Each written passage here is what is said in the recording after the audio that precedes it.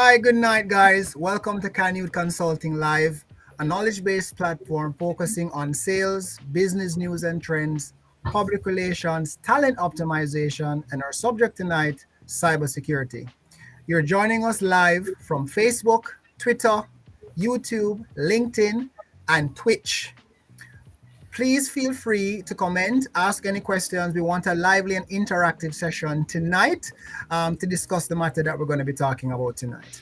I have some very esteemed guests tonight that's going to be discussing ransomware, pay to secure, or you're going to pay more. I want to introduce my guests tonight, starting with Gavin Dennis, lead technology consultant, G5 Cybersecurity Incorporated, Adonis Sardinas, systems engineer, Fortinet International, and Kenneth McDonald, security manager, 24/7 Incorporated. Good night, gents. I'm going to ask each of my guests to introduce themselves to the audience, just to let everybody know who you are and what you're about. I'm going to be starting with Mr. Dennis, then Adonis, and then Ken. Hi everyone, my name is Gavin Dennis. I'm a cybersecurity professional. I have several years of experience, multiple certifications. I've supported companies in Europe, the Caribbean, overall North America, Africa. So I've done work across every continent except Australia. So and Antarctica, which doesn't have have actual really people. But I have a very diverse background working with companies of various sizes across various regions. All right. Thank you so much, sir. Adonis. Thanks, Gavin. So, pleasure being here this evening. Thank you guys very much. In anticipation for Thanksgiving tomorrow. Hopefully, nobody, there's no turkey ransomware going around this time around. My name's Adonis Sardinas. I currently work for Fortinet. My background's in cybersecurity, as Gavin and the rest of the folks in the cybersecurity field. Unless you got the certs, rubber meets the road, right? Been doing this for a little over 20 years. I've seen some stuff. That's what I can say. Just like the State Farm commercial when they say, we've seen a thing or two. I can relate to that, and let's see where we can help and give information, right? All right. Thank you so much, Adonis. Kenneth. Thanks so much. Hey, everybody. Welcome. Glad to be here. My name's Ken McDonald, and I am a cybersecurity manager for 24/7 Security, which is a security and compliance company where we basically do security and compliance. And my background is I have over 15 years of IT experience, about 6 or so years in cybersecurity. And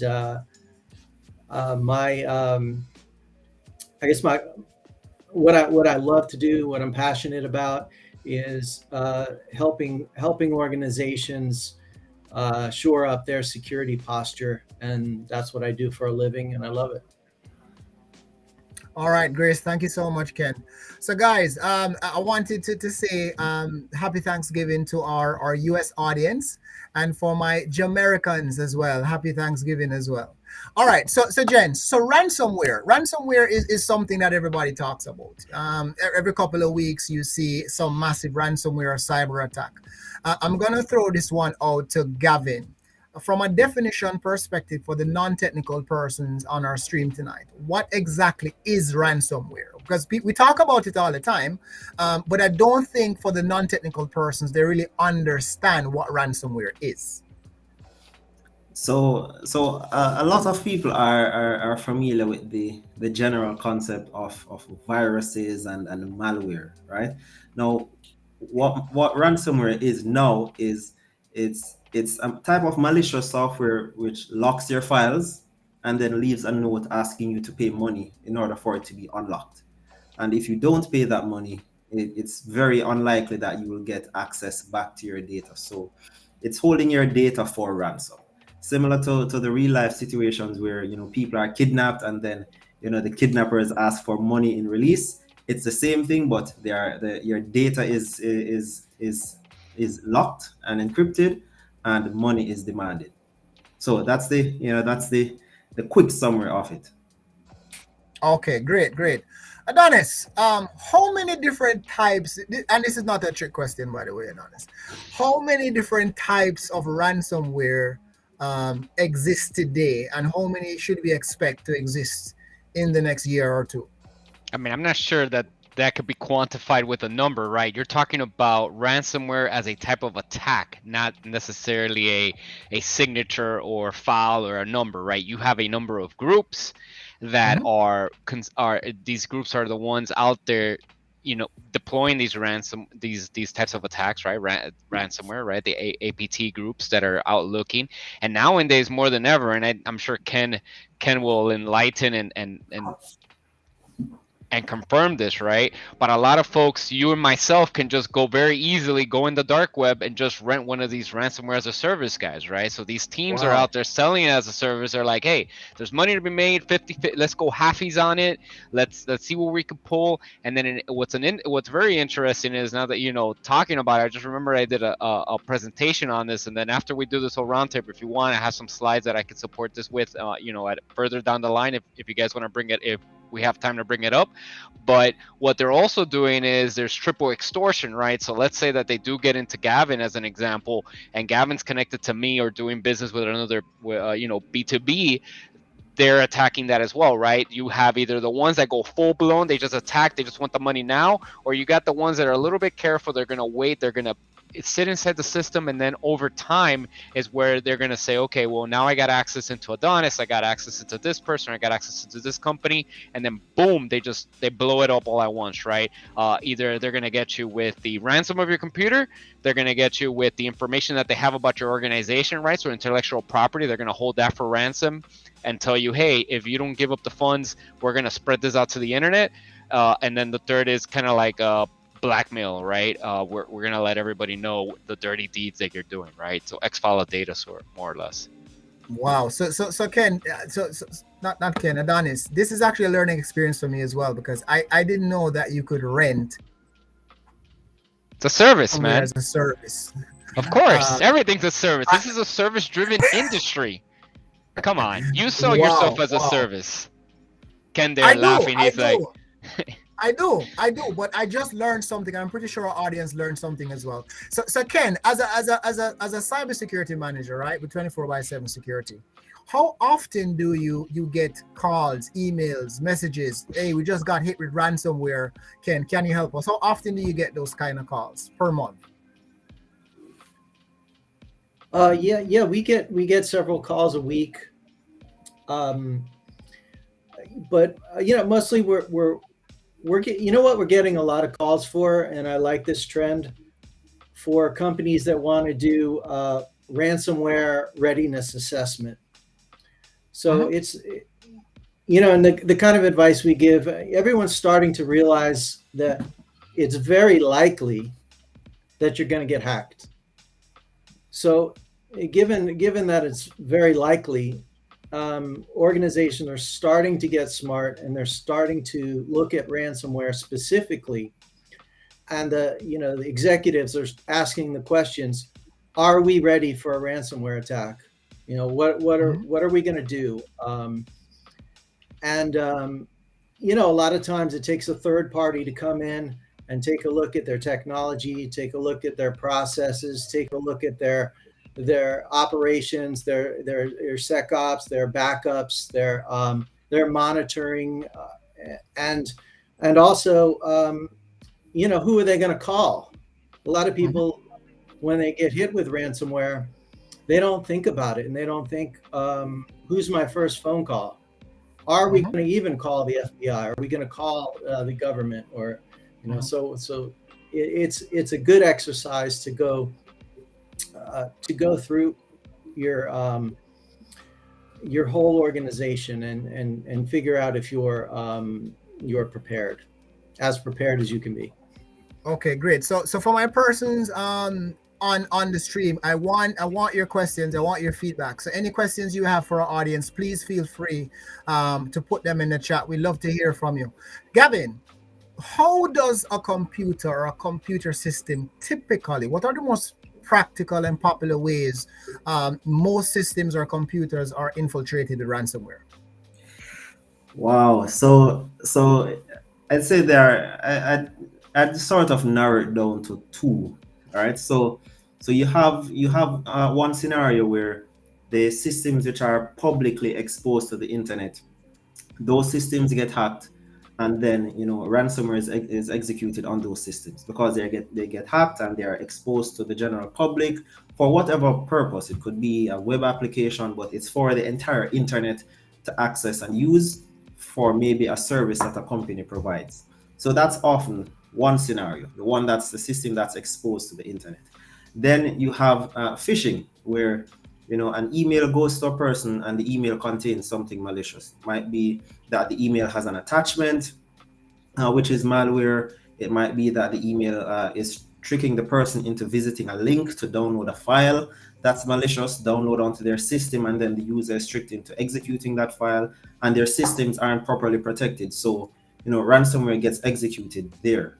So I've often seen those two as the most popular. The system that's publicly exposed that gets popped, and then ransomware is executed on that system and it spreads throughout the network, or ransomware gets in through email, which is very a very common angle, because we all have to deal with email as a normal part of business. So it gets in through email, gets executed somehow because the permissions on their system and the restrictions are not strong, so it doesn't get blocked when it gets in as an attachment or when it gets executed from being downloaded online. So those two, coming in through email, and also for systems that are publicly exposed where people are constantly attacking them. All right, so we have a question here. Adonis, you have your fans in the house. Adonis has his crew right there. Ali is shouting out to Adonis. Adonis has his crew. So we have a question from Kimberly Roper from Jamaica. I'm going to throw this one at Gavin. I'm going to go back to Gavin. How do you do a ransomware readiness assessment? That's a great question, Kimberly. Gavin, do you want to take that one? I think that one might be for Ken, right? Because Ken says it's something that he gets calls for multiple times a week. So wow, so yes, Ken, Adonis and Gavin just passed the buck, threw you under the bus. No problem. So Ken, the Kimberly is asking, how do you do a ransomware readiness assessment? How do you go about doing that? So we don't want to reinvent the wheel. There's some new guidance from the from CISA, from the Cybersecurity and Infrastructure Security Agency, where they have developed some guidance and a checklist, where you have and it's a 2-page document. The checklist is, and you go through your organization and you go through this checklist, and what we do is we take it a little bit farther at 24/7, where we've created a tool for the actually the 19 controls, and we go through each of the controls and we ask questions. We interview folks. We look at your systems, we look at your technologies, we look at your policies and procedures, and we go through and we make a qualitative judgment about your security posture, and you go through it, and we develop recommendations. So with those recommendations, an assessment should never be a one and done thing. It should be something that you go through this checklist, and you find, and I have a follow-up question to that, in this area or another area. I have a follow-up question to that from Kay Hamilton. How frequently does a ransomware assessment need to be conducted, and does it complement the typical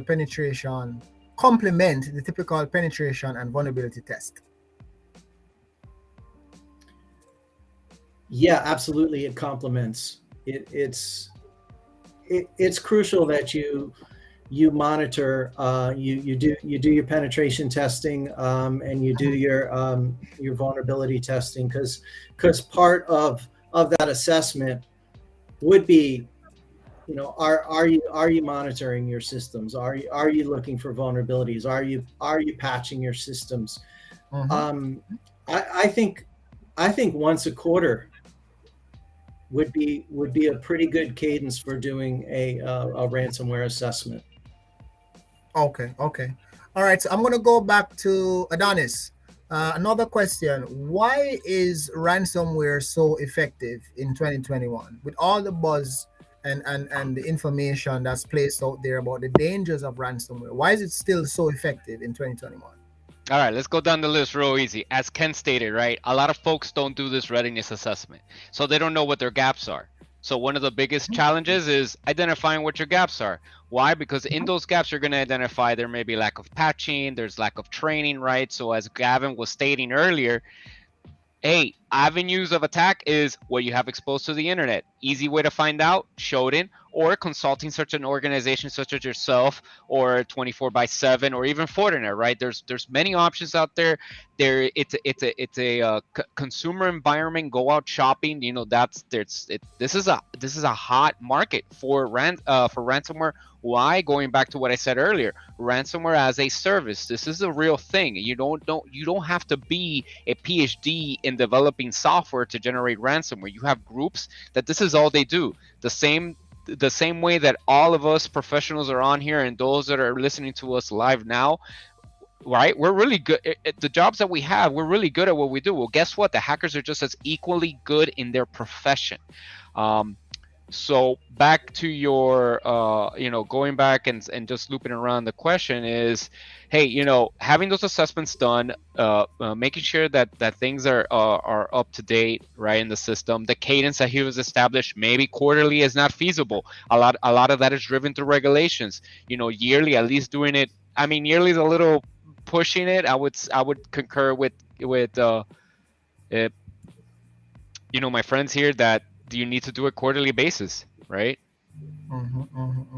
And I see Sheldon saying yes. I think that's Jamaican language for agreeing with what you're saying, Adonis. I'm going to go back to Gavin. What is the possible the main impact of a ransomware attack? Wow. So the true impact is that it takes money out of a company's bank account. Whether you decide that you're going to pay that ransom or you're going to restore your systems and start from scratch, you're going to lose a lot of unnecessary money. So one day you're just working normal, and then tomorrow you have to make a decision. Am I going to pay 5 million, 10 million US, or maybe another million US to try and start from scratch, plus to rebuild your customers' trust, because you're likely going to lose, customer data, you're going to lose your own internal business data, and you have to now do rework. So, and all of that costs a lot of extra money. And, for every business, they exist to make a profit. So ransomware is one of those things that it directly quantifies risk. So in the past, you'd have to qualify risk in some kind of way, but ransomware, it has a specific cost. We want 5 million US, we want 10 million, we want 30 million US. And it's either you're going to pay that amount and hope that your systems are restored, or you will have to find the money to rebuild your systems from scratch. And that, it costs another chunk of money. So it's one of those very few things that it explicitly quantifies risk to businesses nowadays. Okay, thanks, Gavin. Special shout out to Carly Stokes. Welcome. Good night, Carly. I see you. I did some interesting research, right? I'm going to throw this out to the panelists and anybody in the audience who wants to take a swing at this. Can anybody tell me the biggest ransomware payment in history? It's in the US. It's with an insurance company. And I'm going to give. Is it 20 million, 30 million, 40 million, or 50 million? Anybody? Anybody from the audience who wants to take a swing, or anybody from the panelists who wants to give? I don't remember what's the highest payout. I remember that I think the highest demand was about 70 million. I don't That's the remember what the highest highest. demand. But Yeah, the I don't highest remember what the payout highest is that a was record. actually Is a record. actually The highest paid. payout. You know. It's not 70. It's not 70. So the options are 20 million, 30 million, 40 million, or 50 million. I see Kimberly. Kimberly says 40 million. Yeah, Kimberly just did a Google search. I can, I can. It's not 40 million though. It's, it's not 40 million as far as my research goes. Anybody else want to take a try? No, Kimberly Kimberly, you said, had the power of Google and I'm joking. It's actually 40 million. I'm not going to ah, name the insurance What company, but what year was that? I'll have to double check the year. I think it was probably maybe 2-3 years ago, I believe. But I did Okay. some research before we came on the live, and that's what I found. So Kimberly, you have won the wonderful prize of knowledge. Congratulations, Kimberly. Someday that question will be asked, and you'll get a tangible prize for that answer. So at least now you know the answer, Kimberly. Thanks for your participation, Kim. All right, so that's actually the biggest ransomware payout ever. The biggest demand is $70 million. Now, guys, there's not a lot of companies that, yes, Kimberly, no problem. There's not a lot of companies globally who can just pay 40, $50 million out of ransomware. That's a massive amount of money. So I'm going to go back to Ken on this one, right? Ken, how do you recommend when you're consulting with most of your customers? What are your recommendations to protect yourself against ransomware? And I'm going to dovetail back to Adonis as well, because Fortinet plays a huge part in protecting customers' networks and infrastructure from a ransomware attack. But I just want to hear from Ken first, and I'll swing right over to Adonis to kind of speak to us from the infrastructure perspective, specifically Fortinet, of course. Ken? Yeah, so I like to give some practical advice. There's some things we all should be doing, and it's the basic stuff that we're that we're not doing well. So, multi-factor authentication. We should be using multi-factor on everything, especially if it has to do with sensitive information, banking accounts. We should all be using multi-factor authentication.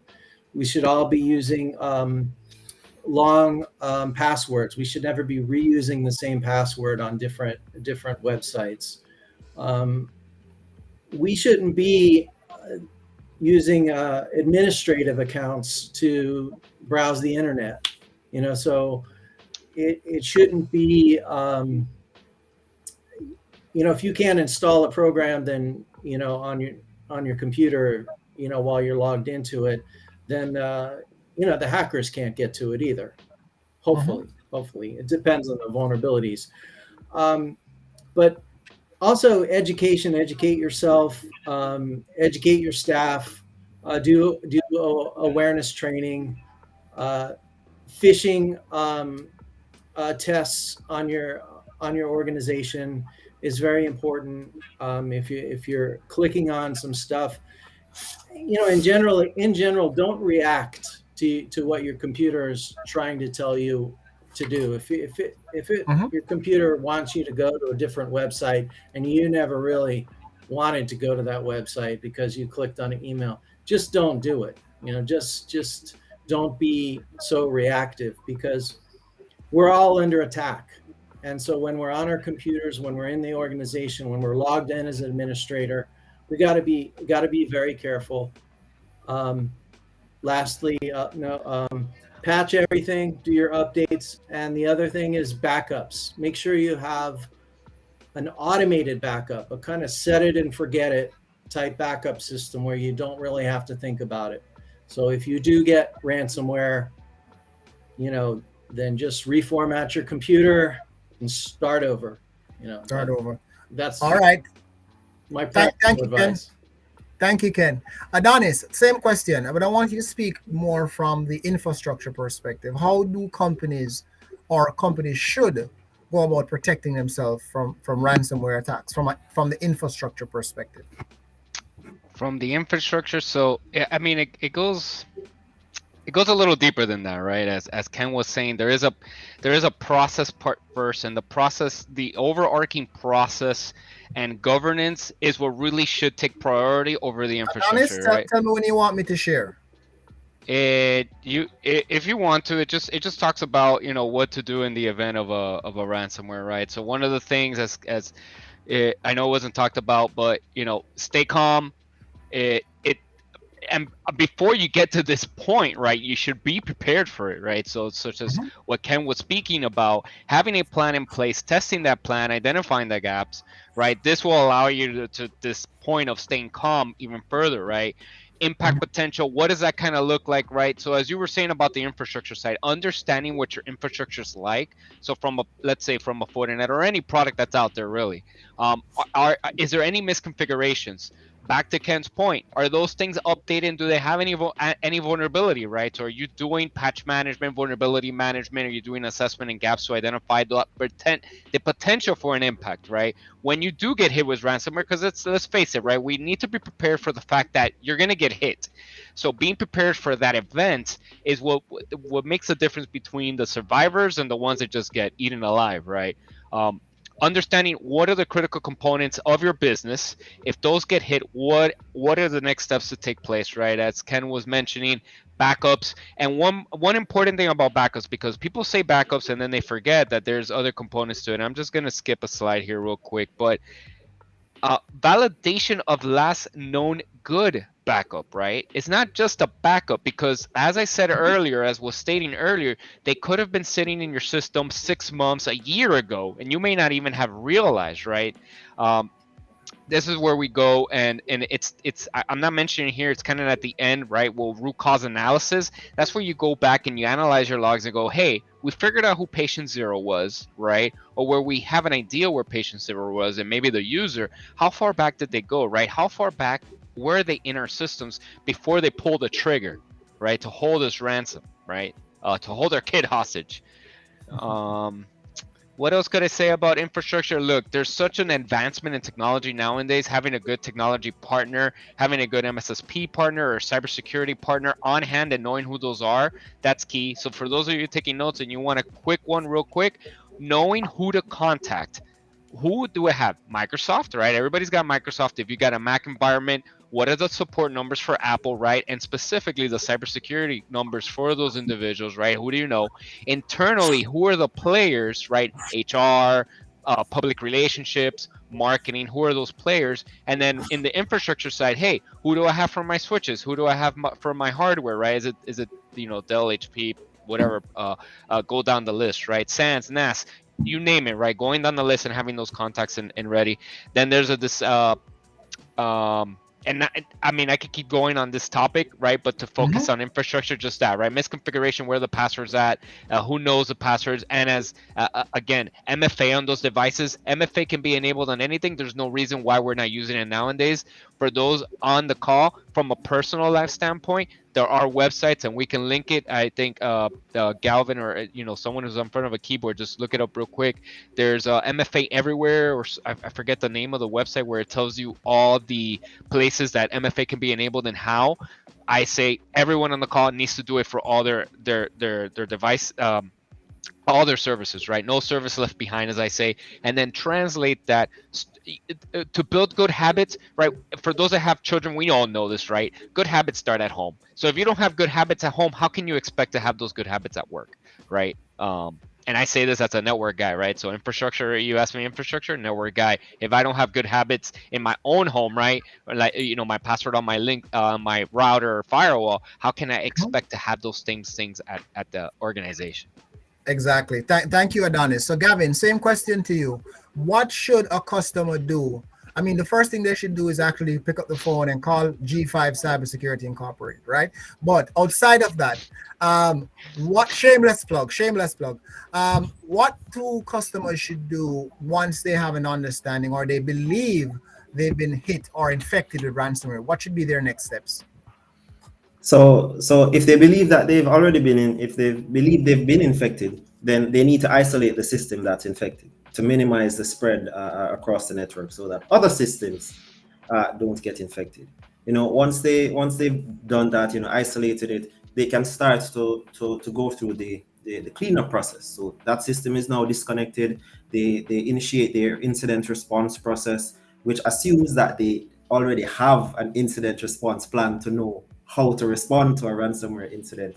And they go through their incident response plan, which would walk them through the whole process of identifying, containing, responding, eradicating the threat, recovery. So it would walk them through that entire process. Strangely, security in reality, sometimes it doesn't work out based on all of the best practices and such. So there's a very strange situation I saw once, right? So there's this thing called shadow IT, where people in a company, they tend to start mimicking IT, and they throw up their own little services to support themselves. And I've seen where a very, very large company was hit with ransomware a few years ago. And the thing that saved them was shadow IT. They didn't have any backups, right? And there was someone who had a backup of a critical application, basically their ERP, on a portable hard drive under their desk, right?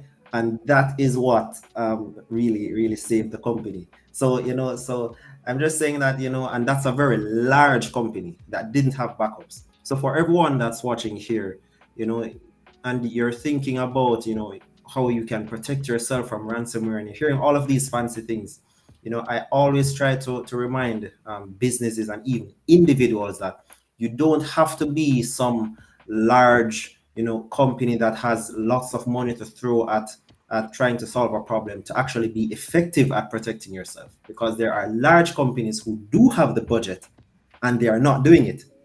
And especially if you're a small company, it also means that you have a smaller attack vector. You have a lot more. It's easier for you to have visibility into which systems you have and what you are running, as opposed to a large company that needs to track a lot of things. So the fact that you're small, or the fact that you're an individual, it doesn't limit how well you can protect yourself. So it's all about being proactive, so that you're not reacting to an incident, but you're protecting yourself in advance. But yeah, once a company has an incident response plan, it will guide their entire process on how to respond to a ransomware infection. Okay, thank you, Gavin. So we have a question from Kay Hamilton. What are your practical recommendations for smaller businesses who work remotely? Very good question. We work in a hybrid world, that don't have complex structures but want to improve their ability to avoid ransomware attacks. Anybody wants to jump on that one? Practical recommendations for smaller businesses who work remotely. Adonis, go ahead. So as we just mentioned, a lot of these remote workers, and Ken, I'll hand it off. I'll just name 5 real quick, right? Make sure that most organization may have some type of Google or Microsoft email services. Enable MFA, right? As we were saying, you're not gonna escape it. Guess what? As much as you hate it, you need it. I posted some links in the chat. Second of all, cybersecurity training. It's free. There's no excuse. Go the same way you can watch a video of a cat, eating pasta or something like that silly on YouTube. You can spend 30 minutes to look at some cybersecurity video, right? Organization small, so Fortinet, and I'll post a link, has a free cybersecurity training, right, for these small organizations. Obviously, I recommend some of the paid paid stuff, because to start, it's a good start. It's free. Everybody loves free, but a good method, or something that's going to be instilled in your organization, is having someone physically connect the dots, right? Make that emotional connection between cybersecurity and the training, right? So just the concept of cybersecurity, right? So hiring some type of resource, there's paid services out there. Hiring someone, anyone on here on the team here to do a physical on-premise, like, hey, look, this is where the gaps were. Third, another way for small companies to attain this, right? I put a link about Shodan. Identifying what's your cyber real estate look like, right? So the assets that you have online, what's available online, right? Even at home. one really easy one to use, right? So if you're all SaaS, you're kind of groovy, right? You got not much to worry about. Make sure back to the training, make sure the user knows how to update their computers and install an antivirus. So having some checks in place. I would recommend some type of VPN service, or there are SASE, right? That's the buzzword. Fortinet has FortiSASE, right? This is where you confirm that the end user only has access to what they need to have access to, and that their endpoint is secure. And then last but not least, with the advancement of endpoint protection, there is EDR. We have a shameless plug here for the EDR, but check out the other EDR applications that are out there. And believe it or not, Windows has a really decent ransomware protection built into Windows, right? Go explore it. All you have to do is hit start on your keyboard. So for those of you online right now, just type security. You're going to notice something come up on Windows, either Windows 11 or Windows 10. Windows security, and just check it out, right? Make sure that all that is actually turned on and green, right? So if you're looking at it, you're following with me right now, virus protection, it does have ransomware protection, which means basically your cloud account is backing it up. And those are my 5 easy wins right there, and I'll hand the mic back over. Ken, the mic is over to you, my friend. Yeah, cool. Great advice, Adonis. I'm just going to throw out a resource that I recently discovered. It's a URL. Just go to stopransomware.gov. And it's got a lot of good resources on there. It's got a lot of good links. It's got security awareness training. It's got if you want to learn more about multi-factor, you can learn about it from the U.S. government. It's the CISA is taking the lead on trying to protect the critical infrastructure of this country, for the U.S., other countries for that matter. We're under attack. Our critical infrastructure is under attack, and there's all kinds of good guidance out there. So that's one resource. But for small businesses, I think you got to take inventory of what you have. If you have Office 365 and you have QuickBooks and you have you have various laptops and you have, as Adonis was saying, a VPN, take inventory of all those things that you have and just ask some basic questions. Am I protecting them? And then if something goes wrong, do I have a plan, a response plan? Do I have the ability to recover if I lose one of those services? Is my business, being that it's a small business, how am I gonna deal with a stolen laptop? There's just things that you have to do these days to protect yourself in this new world. Definitely. Thanks for that, Ken. So another shameless plug: G5 Cybersecurity actually provides EDR as well, via SentinelOne and cybersecurity training. Gavin, I'm going to put the same question to you. We work a lot in the Caribbean space, and the Caribbean has a lot of what's called SMBs, which would not be seen as SOHOs in the US. What recommendations do you have from a G5 perspective on smaller businesses who are really working remote, as Kamala had asked? So, one of the first things I like to recommend to people who don't believe that they have all of the technical infrastructure and their own security people is to get professional help, right? So if you're uncomfortable and you don't feel like trying to figure it out yourself, find a professional to do that for you. Find a consultant or a company to outsource that to, so you don't have to worry about whether you're getting it right or wrong. So find professional help, and then from there they will take over, make the necessary recommendations, implement the necessary technology, and help you to adjust your processes and such, so that you can be protected. What's happening now is that in the EDR space, with people working remotely, anti-malware has sort of evolved, or at least the solutions have evolved, where you now have EDR that can be installed on the individual machines, but controlled centrally without the users being on the local network. So normally you would have, an antivirus server on a local network, and then when the systems are connected to the same local network, that's when they would be able to communicate and take commands from the central server. But now, because of all of the advances in technology, you have EDR solutions that can be controlled from the cloud. So for all of us here, we can have the same EDR solution, which is endpoint detection and response, or you can just think of it as, very good anti-malware, right? We can have anti-malware on each of our machines, and we can take our laptop and go wherever we want.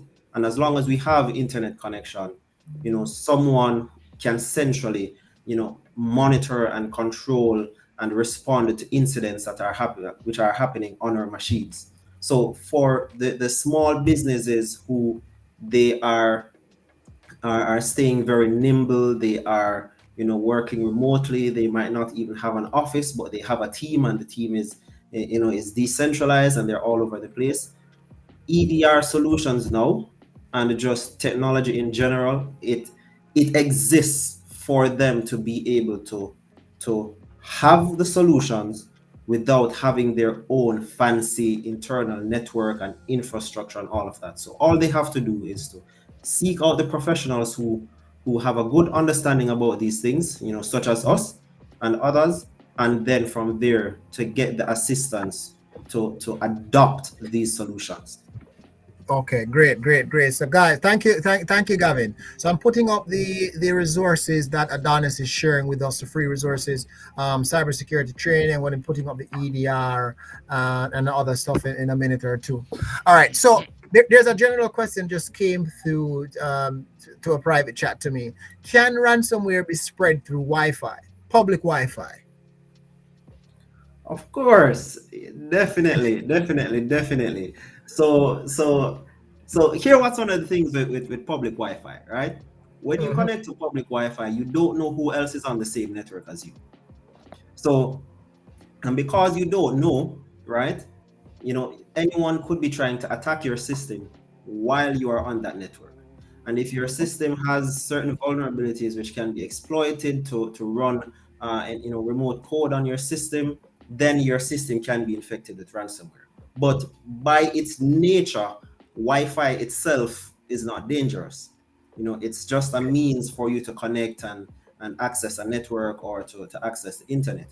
So it's not necessarily about the fact that you're using Wi-Fi or even free Wi-Fi or paid Wi-Fi or private Wi-Fi. It's about who is on the network that can do you harm, right? And with free Wi-Fi, the risk is increased because it's free.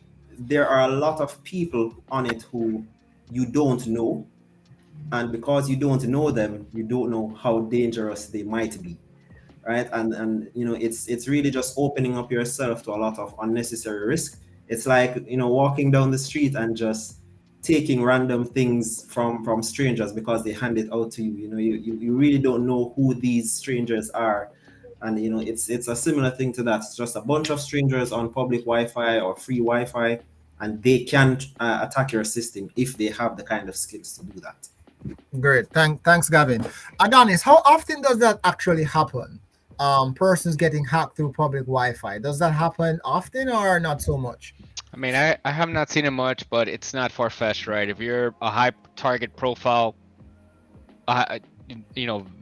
VIP user or some type of person that's of high value, it's not impossible, right? So you could get hacked through any type of mean or method, right? So again, going back to what ransomware is, it's not an actual file, it's just a process of holding a computer data or something hostage, right?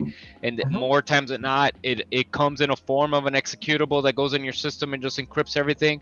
But there is things that come before and after that, right? As I mentioned before, as to the point of the specific topic that you guys were talking about, which is, can it be spread via Wi-Fi, right? It's like anything else. I mean, maybe I'm hitting too hard, but like, you go to a public space and somebody is spreading out if you guys remember the time of anthrax, right, when people were giving anthrax to people, right? If your device has a vulnerability, they're going to go in that avenue. The other avenue would be some type of man in the middle attack, right? You're going to a public Wi-Fi, I'm going to act as someone I'm not, and so on.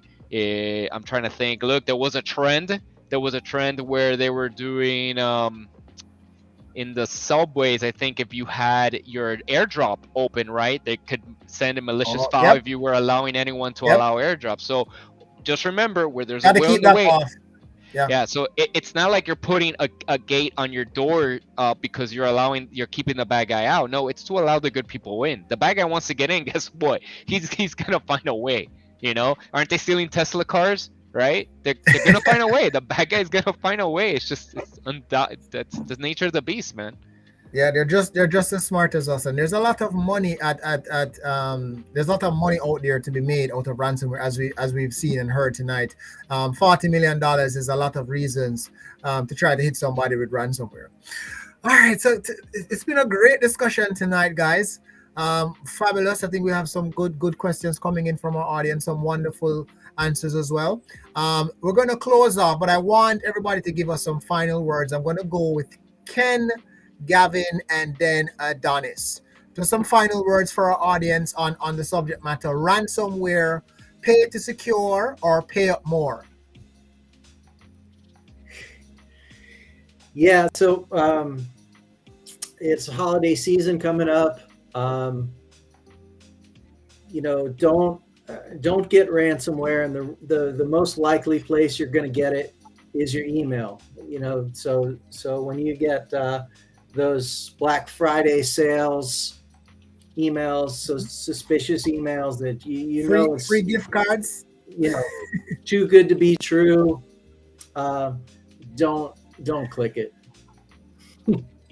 That's the final word from Ken. Don't click it. Don't do it, guys. Don't do it. Thanks so much, Ken. Thank you so much, Ken. Gavin, what's your final word for our audience? Final word is to get professional help.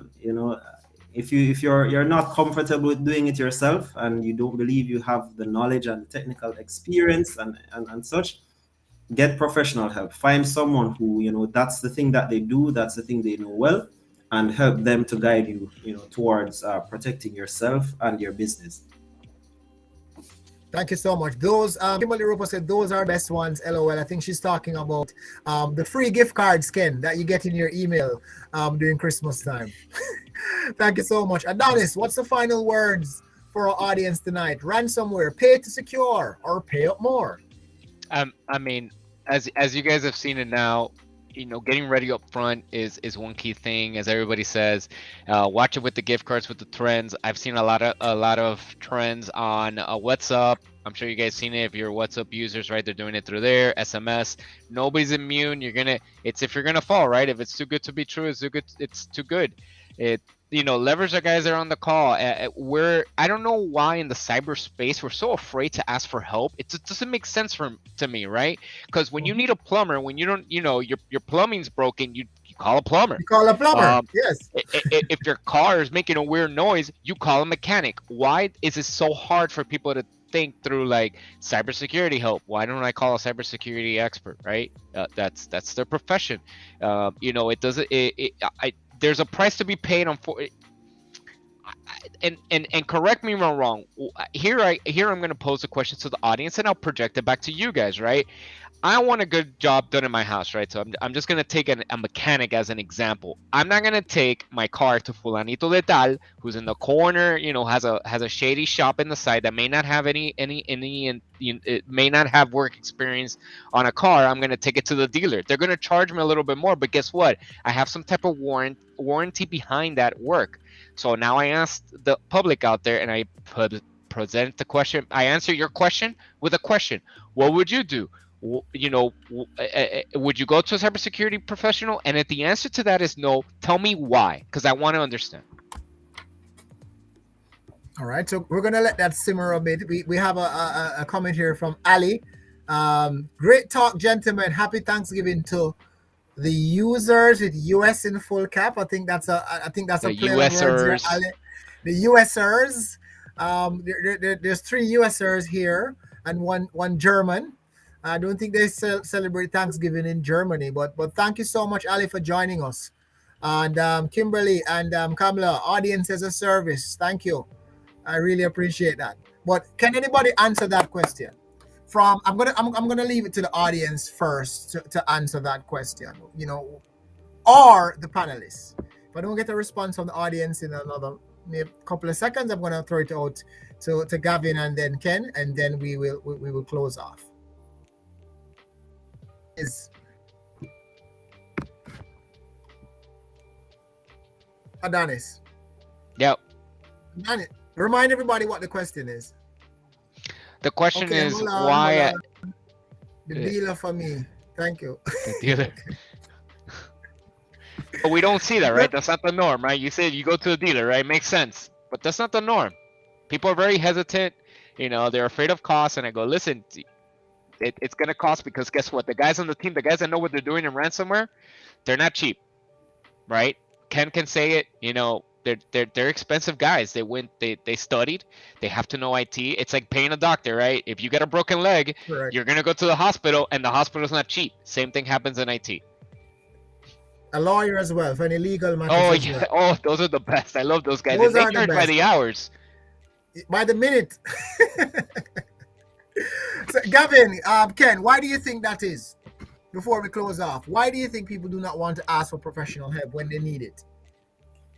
Well, in general, people are often afraid to ask for help, because sometimes it shows that they don't know about the particular thing that they need help in. So even with normal life, sometimes people don't go to the therapist. They know that they have mental problems, but they don't seek out a therapist because it would be as if they're admitting that they are vulnerable in a particular area, and sometimes they just don't want someone to know that they're vulnerable. So that's what we've seen in real life outside of IT, and I think it also rolls over into business, because you contacting a company saying that, hey, come and do an assessment. Sometimes they think that, well, you're going to see all of their weaknesses, and they just don't like the idea of other people knowing that. So that's one of the things I believe is a little obstacle for some of them. But the smart ones get help. They reach out. Ken, what's your thoughts? Yeah, I think they think it's going to be too expensive. They think getting help from a cybersecurity professional is going to cost them a ton of money, and that's not always the case. A solution like Gavin was talking about, an EDR solution, it's not expensive, and it can make a world of difference in terms of protecting a device. Correct. So yeah. So it's not necessarily.